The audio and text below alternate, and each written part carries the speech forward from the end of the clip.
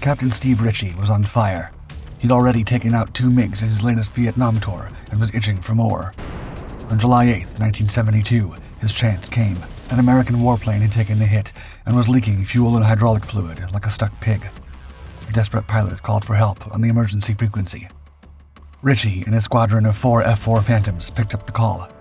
They knew the North Vietnamese loved to eavesdrop on emergency channels, sending MiGs to finish off damaged American jets. Without hesitation, Ritchie, with his radar intercept officer, Captain Charles de Bellevue, led the charge to the stricken fighter's location. As they neared, the radio crackled with an urgent alert from ship-based radar control stations Red Crown and Disco. MiGs inbound. Adrenaline spiked as Ritchie spotted the enemy, a sleek MiG-21 at 10 o'clock. With fuel tanks dumped and afterburners roaring, Ritchie and the MiG closed the gap, zooming past each other in a blistering blur. Ritchie held his fire, eyes scanning for the second MiG. When it appeared, he executed a perfect barrel roll, lining up for the shot. The enemy pilot didn't stand a chance. The MiG turned down into them. Ritchie squeezed the trigger. The missile hit home, detonating in a fiery explosion that lit up the sky and echoed for miles. Ritchie would later say it was, quote, the most intense, the most exciting mission that I ever flew. But there was no time to celebrate. A MiG suddenly appeared right on top of him. It was a bad spot, but Ritchie was determined to keep his streak alive. He was ready to make it work. Ever since Steve Ritchie could remember, he had a burning passion for flying. His greatest dream was to soar with the Thunderbirds, the USAF Air Demonstration Squadron, one of the most legendary aerobatics teams in the world. But there was one hitch. In the late 1960s, every pilot accepted into this elite group had to have at least one tour in Vietnam under their belt. Fresh out of the U.S. Air Force Academy, Ritchie signed up as a first lieutenant for his first tour in Vietnam. To him, Vietnam was a necessary evil, a hellish detour on his path to the skies. When he landed in Da Nang on April 1st, 1968, Ritchie exclaimed, quote, "Oh my God, I've landed in hell." In the first months of his service, Ritchie was tasked with air-to-ground operations, strafing major North Vietnamese military complexes and assets. He quickly proved himself a highly successful pilot with a brilliant strike record. Ritchie flew the first Fast Forward Air Control, or FAC, mission in the F-4 program, finishing 195 combat flights as part of the 480th Tactical Fighter Squadron, 366th Tactical Fighter Wing. FAC operations were perilous and uncharted territory. They involved American aircraft flying low over the jungle to pinpoint enemy positions. Using sharp observation and radio communication, the pilot would locate enemy troops or artillery targets. Once identified, the pilot marked these targets with smoke rockets or grenades, making them visible to incoming strike aircraft. The FAC then guided the strike aircraft to the targets, ensuring precise bombing or strafing rounds.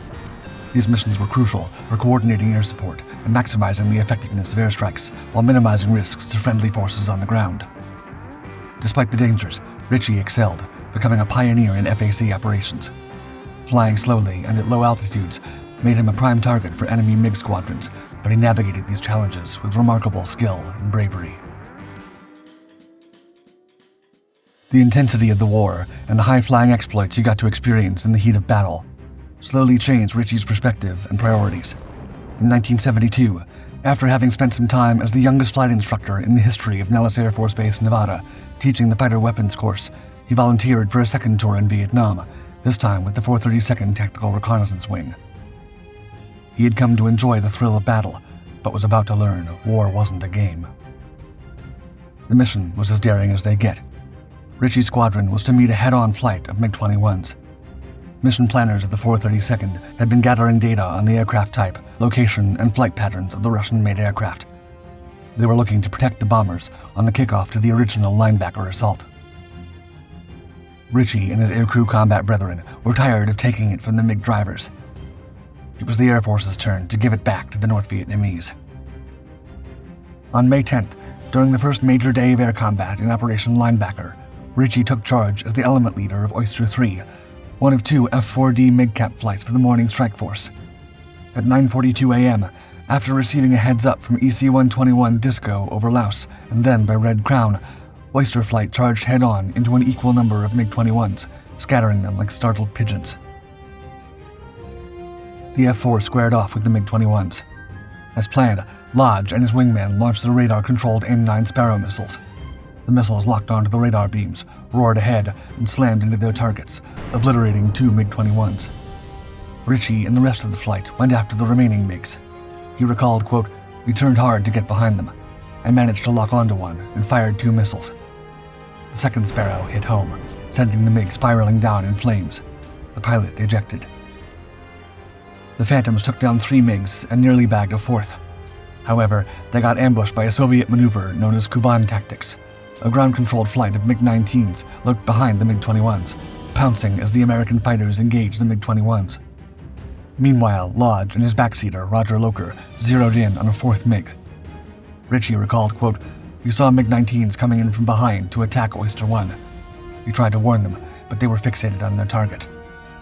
The MiG-19s hammered Lodge and Loker's F-4 with powerful cannons, causing catastrophic damage and flipping the aircraft. Ritchie watched helplessly as the Phantom plummeted from the sky upside down and ablaze. Loker ejected safely, but Lodge did not survive."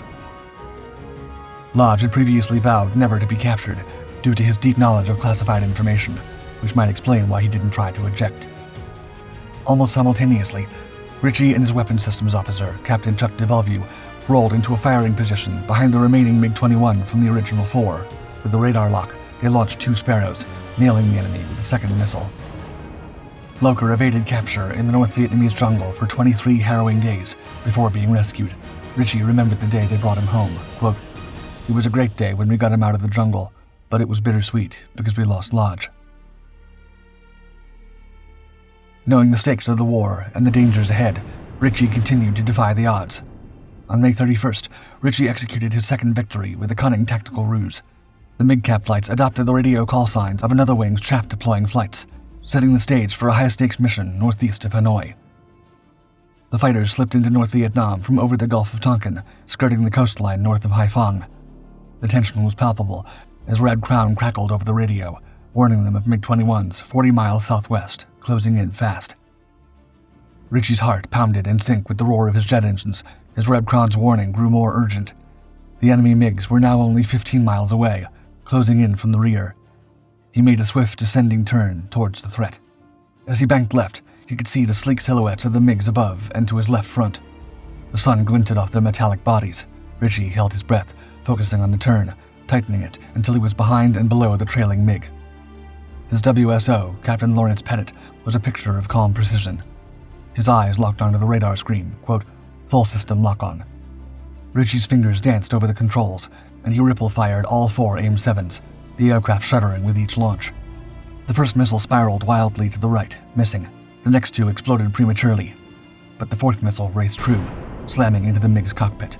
The impact was cataclysmic. The enemy fighters splitting apart, debris scattering like dark confetti against the backdrop of the sky. The cockpit disintegrated, and the fuselage split in 2, trailing smoke and fire as it plummeted earthward. Ritchie now had 2 confirmed victories. On July 8, 1972, Captain Steve Ritchie led 4 F-4 Phantoms, callsign Paula, over Vietnam. With radar intercept officer Captain Charles de Bellevue by his side, he took down 2 MiG-21s in just 89 seconds. Ritchie later described the mission, quote, "July 8th mission was the most intense, the most exciting mission that I ever flew. Everything worked. During that minute and 29 seconds, I drew on all my life experiences. Every part of my training and education came together in that moment, and it worked. Few people ever experience that moment where everything gels." The mission kicked off when the squad picked up the call from an American warplane that had taken a hit and was leaking fuel and hydraulic fluid. The desperate pilot called for help on the emergency frequency. Ritchie and his team roared toward the troubled pilot as Red Crown and Disco reported more MiG activity. Ritchie's adrenaline surged as he dropped low, getting a heads up that MiGs had them in their sights. Ritchie rolled east, waiting 8 seconds before Disco called out, "MiGs 2 miles north." He turned left, spotted a MiG-21 at 10 o'clock, and dumped the fuel tanks, hitting full afterburner. They passed within 1,000 feet, Ritchie locking eyes with the enemy pilot in a bright, polished MiG-21 sporting red stars. He resisted the urge to turn, knowing there were 2 MiGs, but he couldn't spot the second one. Suddenly, the second MiG appeared 8,000 feet away. Ritchie made a sharp turn, leveled out, then executed a 6.5 G turn.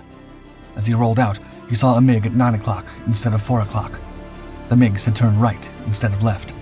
Ritchie performed a barrel roll, positioning himself behind and below the MiG, perfect for a radar lock-on. The MiG turned down, and Ritchie fired. The first missile hit the bullseye, and the second sliced through the fireball. Debris struck Ritchie's left wing, jostling the stick violently. The lead MiG then engaged Ritchie's flight.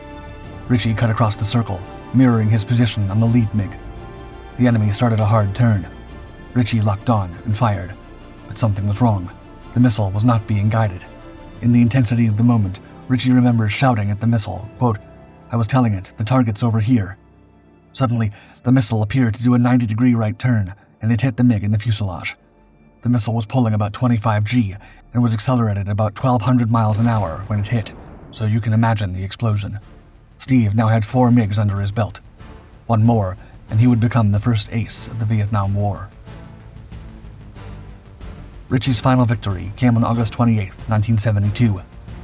Leading a Buick flight on a MiG-cap mission north of Hanoi, he got the call from Red Crown. Blue Bandits, or MiG-21s, were 30 miles southwest of Hanoi, heading back to Thailand. De Bellevue picked up the MiGs on the radar, using Combat Tree to identify them 10 miles behind Olds Flight, another MiG-cap group.